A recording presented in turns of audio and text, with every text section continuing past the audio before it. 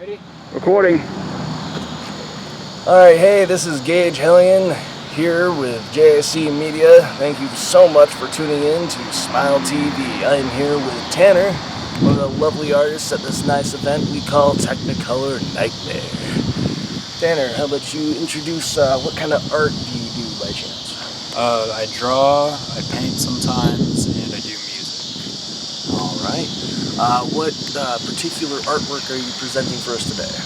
Well, I have 16 pieces. 4 of them are canvas drawings, and the other 12 are framed drawings.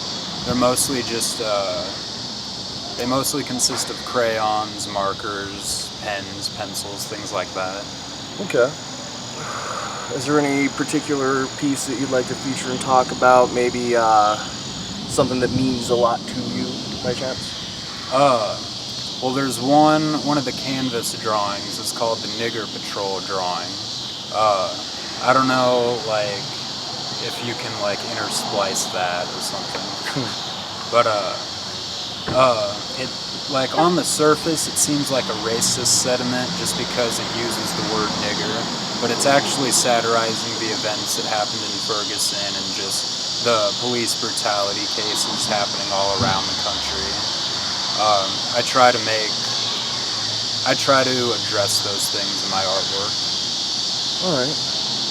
Did you use any particular materials that are special to that, like any particular utensils or types of paint or pencil or anything like that with it that you would like to let people know about? Nothing besides just crayons and markers. Crayons and markers? Yep. Okay. Is there anything else in particular that you maybe had that meant something to you on a deeper level, or at least close to that one, the Nigger Patrol, I guess you called it? Well, there's another one that has a very similar message to the Nigger Patrol one. It just has a police badge covered in blue scribbles, and then a handgun covered in red, and then it just says, "Who's next?" Was there any particular event that was about, or? No event in particular. Well, that drawing does have a lot of blood splatters on it, and the blood splatters are purple, but inside the blood splatters are a bunch of racist and homophobic slurs like nigger and kike and faggot and tranny and things like that. Okay, is that a running theme in your artwork? Is covering political or satirical issues such as that? Yeah, I try to. There's another one I have where it just says faggots and trannies burn in hell, and then underneath that there's like fire, and then there's bones at the very bottom, and then all across the bottom it says God hates you, and the T is the cross in Christianity. Okay. That one's very satirical. Whenever I use racist or homophobic slurs, it's usually in a it's always in a satirical context. I never use those slurs for anything else. It paints a contrast. It shows people how stupid or how vile these things are, so you can kind of accentuate, hey, don't be this way, don't be this guy, this is not right, sort of thing. Yeah, I appreciate that entirely, man. Cool. Is there anything you would like to say to the viewers about art in general? Like, maybe your protrusion into art, how you got into it in the first place, or how it's developed over time? Well, I didn't really find myself as an artist, I guess, if that's the right phrase for it, until I started hanging out with my friends who were artists. Okay. And they kind of pried out the creative side of me, because they would always paint and draw when I hung out with them, and I would always paint and draw with them. And then I kind of discovered, holy shit, this is what I should do. I should be an artist, because it's satisfying to me in ways that nothing else is. Yeah. Is there anything in particular about, let's see for a second. Sometimes you just gotta think. That's what editing's for. Got any questions you can pop my way for this guy? You seem to have a very interesting dress feature about the character. Is there anything would you like to elaborate on that? Well, I kind of decided to do the transgender thing, just because most people, and at least in 2015 society, aren't entirely comfortable with transgender individuals. And sometimes, like, the cross-dressers are more obvious than others.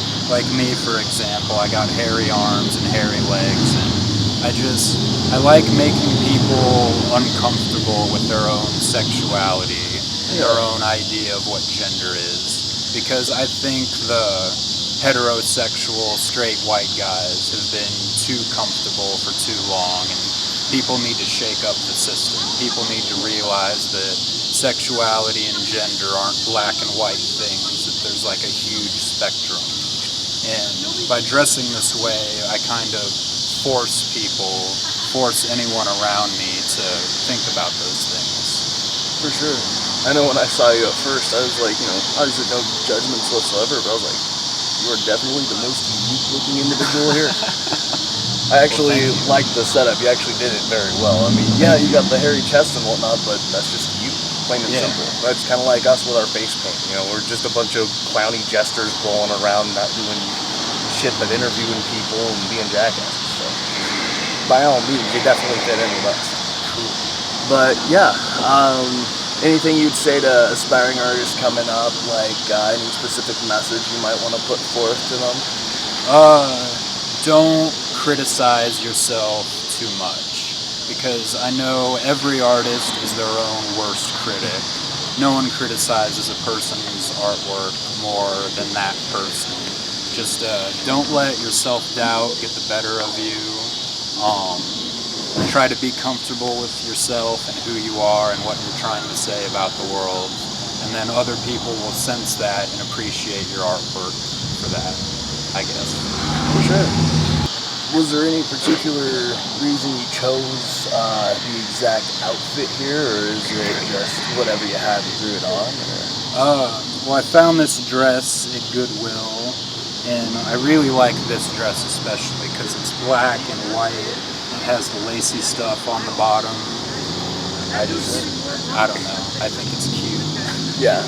And I think we all can agree. Yes, very much so. And this wig, well, I just went over to Nobby's, the party superstore, because I don't know where else you go to find a wig. This one, I just liked it the best. I could just see myself in this. I have a pair of glasses in my purse that looks really cool with this setup, but I haven't worn those tonight. You mentioned you also do other forms of art, such as music, I believe? Yeah. What kind of music do you do? Well, my music project is called Races Eraser. It's mostly electronic music, but it's very just recklessly experimental, very inaccessible to most people. Like I have an album called Domestic Violence that makes use of a lot of like sounds that remind the listener of like child abuse, like screaming and crying and like very violent like slapping sounds.